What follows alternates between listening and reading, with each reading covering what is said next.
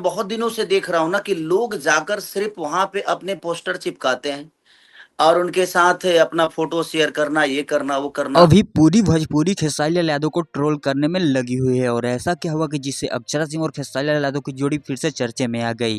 दोस्तों आप लोग को बता, आप लोग को तो पता होगा कि प्रेमानंद जी के ऊपर कुछ स्टेटमेंट दिए थे खेसारी लाल यादव, जिसको लेकर खेसारी लाल यादव को पूरा सोशल मीडिया पर ट्रोल किया जा रहा है और खेसारी लाल यादव के बारे में काफ़ी गलत गलत बातें बोली जा रही हैं।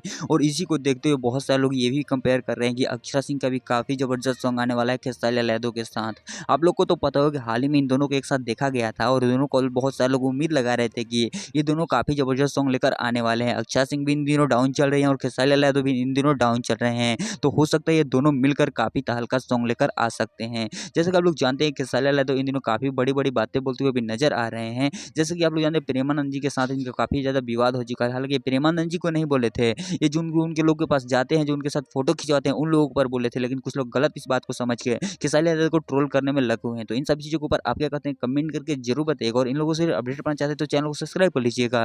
लोग इस नए वीडियो में किसी नए टॉपिक के साथ, तब तक के लिए बाय।